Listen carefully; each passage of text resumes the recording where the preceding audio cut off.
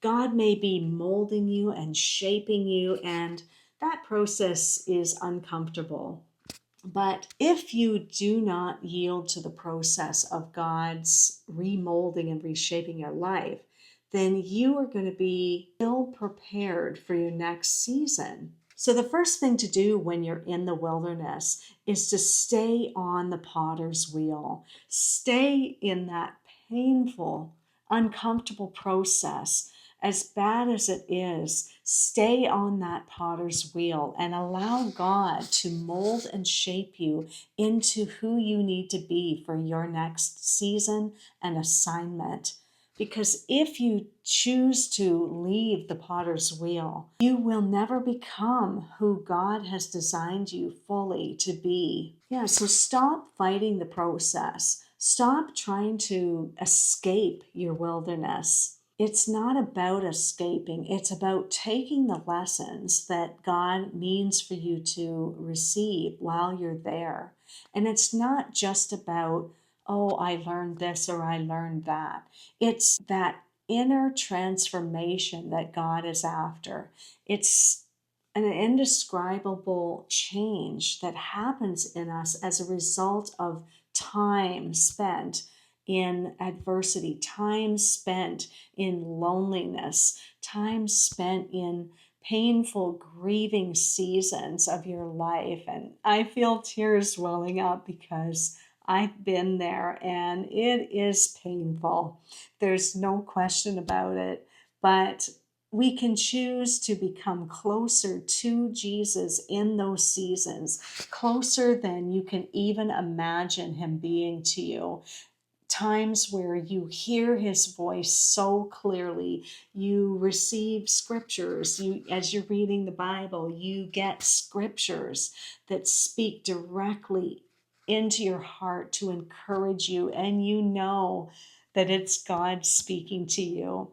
The wilderness is something that nobody wants, but everybody needs. I would choose to go back into the wilderness if it meant that it was the only way I could be close to God. And the trouble with that is sometimes we get a little too used to being in the wilderness. So when he's pulling us out, like he is with me right now, into a new season, sometimes we can resist that because we're comfortable with the known. We're comfortable being in poverty and lack. We're comfortable being comfortable and not challenging ourselves. We might be comfortable in an unhealthy relationship dynamic, not even with just one person, but a way of being where, say, you're in a victim mode, or you have unhealthy boundaries, things like that. So staying in the wilderness season is not about staying in a comfortable place. It's about being in an uncomfortable place so that God is able to do things in your heart that he could not do if you were comfortable. That is hard to explain. And I know some of you get that. And I will go into that in a deeper way sometime down the road, but not today, because what we're talking about today is what to do during those wilderness times. And it's all about staying on that potter's wheel, staying, not escaping, not wondering how quickly you can get out, how quickly you can learn the lessons. It's not about that. It's about that inner transformation, which takes time. It's God's slow cooker way of building you into the person you need to be for the position, the ministry, the business, the assignment, whatever that looks like that he has for you. So when you're in that wilderness season and you're on the potter's wheel, trust God that he knows what he's doing. And his hand is faithful as he molds and shapes you into who he wants you to be. The second thing to do in the wilderness is to lean on your beloved. lean. The other day I was visiting my neighbor, and she has this really cute dog. I think it's a yellow lab or something like that. Anyway, this dog is getting quite large. And when I was standing there talking to her, I noticed that the dog was leaning on my leg as I was standing there. And when I tried to move, the dog started to fall down. And I thought that was so cute, but it's kind of coming to mind right now as I think about how we need to lean on God. And so when He moves, we move because we're leaning on Him.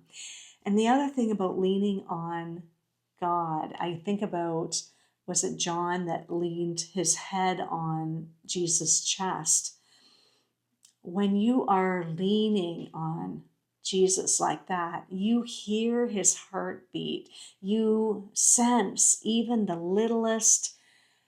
the tiniest motion or change. You might hear a change or sense a change in His breathing. You might say, oh, what's going on? What's changing?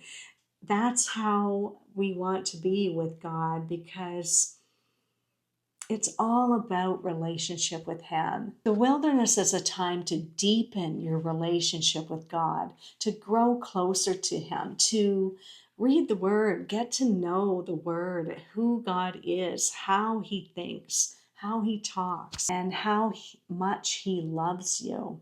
In the wilderness, you can learn to depend on God for absolutely everything.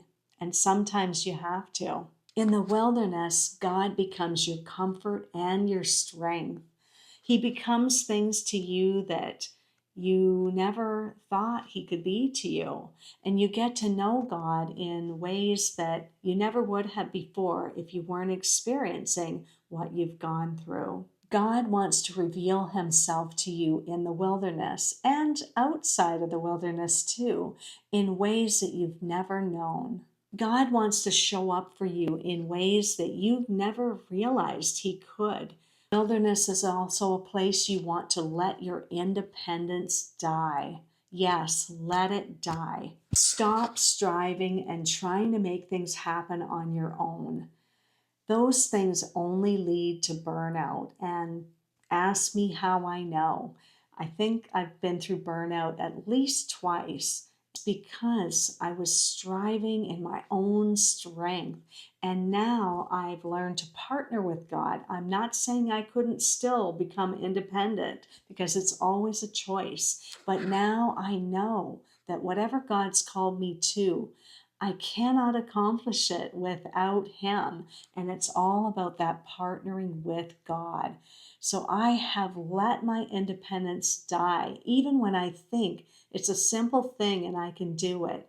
I've learned to call on God, and that's when He always answers, because He wants that close relationship with us, and He loves to partner with us even in the little things. The wilderness is also a place where you let your agenda and timeline die.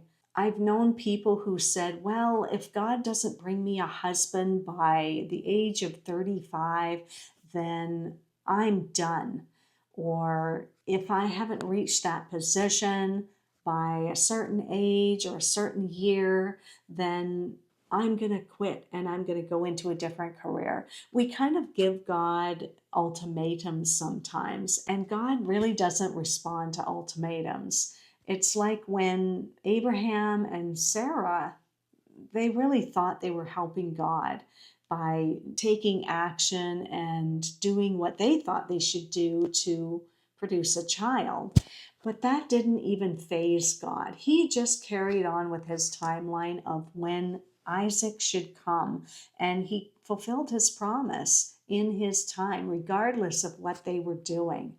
So again, Habakkuk 2 says, though the vision tarries, wait for it will surely come.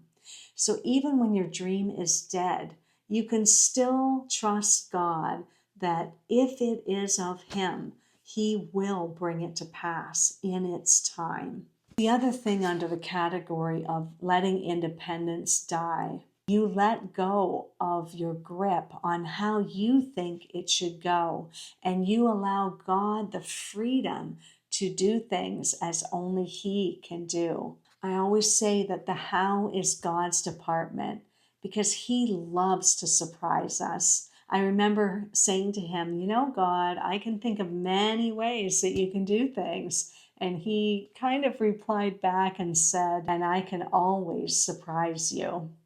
So you may think of 100 ways, and God has 101 ways to do things. So let God be God because He loves to show off and show His glory. Another thing to do while you're in the wilderness is to embrace the new you that is emerging. Yes, the old you is passing away and all things are becoming new. As you allow God to transform you, you're going to see changes in yourself. And I encourage you to embrace those changes and don't try to hold on to the past of who you were, but allow God to reinvent you and change you and transform you to become more like Christ. Welcome the person that God is making you into because it's exciting. And my final point about the wilderness is be faithful where you are. Don't despise small beginnings. God is watching how you handle the situations and the people in your life when you're in the wilderness season. There are tests you need to pass, and without faith, it is impossible to please God. What if you've been in the waiting room of God's wilderness for years? What if you feel like you're never coming out? I know some of you have been in the wilderness for a long time, and you may even believe that God has forgotten about you. But I want to encourage you that is not true whatsoever. God is preparing you for what He has in store for you. And it's so much better than you can even think or imagine. Remember, every wilderness season has an expiration date and an exit date on God's calendar. The longer the process, often the greater the calling. God doesn't waste seasons. Every day counts in the wilderness, and every minute has a purpose, whether you see it or not. Your transformation is worth waiting for. Here are some signs that you're coming out of the wilderness. Suddenly, you find yourself having a fresh new vision for that thing that you've thought about for many years. You have a newfound peace about your calling. Doors suddenly begin to crack open, though you still have to discern whether they're of God or not. So caution that. Resources start to become available. Maybe opportunities start to come to you, like an opportunity to train in something new, to go back to school, or an opportunity for an apprenticeship, or a new job, or a volunteer position that you never would have considered before. So watch for those things. And here's a really exciting sign. You start leaning on God naturally. This is the key that opens the door to your next season. People will see your transformation and know that you have been with God. Here are some daily waiting room practices that you can do while you're in the wilderness. Spend time with God in prayer, especially just sitting with Him. Sometimes we come to God and we do all the talking, and then when we're done, we're done. But God has so much to say and so much to show you. I find some of my most valuable times with God are times when I just sit with Him. And I need to make a mental note to do more of that. Listen and lean in to hear what He's saying and thinking, and just simply to sit with Him. Another thing, another habit you can, even when you don't feel like it, worship changes us because it brings us into the presence of God. And that is where real transformation happens, just by loving Him and giving Him the praise and worship due to His name. He created you and He created the entire universe from nothing. And that alone is worthy of praise. Simply who God is worthy of praise. Another thing you can do in the wilderness is to encourage someone else who's struggling. He who waters will himself be watered. And I find as I'm ministering to people, even those who are going through the same things that I am, I'm receiving healing at the same time that I'm being a blessing to them. So here's a coaching question. What one thing are you going to choose from this list that you can do during the wilderness season? Or if you're coming out of the wilderness season, what's one thing that you did to make that time more bearable? You're not forgotten in God's wilderness. You're not forgotten while you're in the wilderness. You're being prepared into someone that God can trust and someone God can use for His glory. The vision God resurrects through you while you're in the wilderness could not be possible if you didn't go through that time. Your wilderness has an expiration date. If you are in God's waiting room and you need encouragement, I have a limited number of coaching calls available this week. Click on the link below to schedule a time with me. I'd love to encourage you and help you see changes that God's bringing about in your life are for a greater purpose than you can even imagine. Thanks for watching.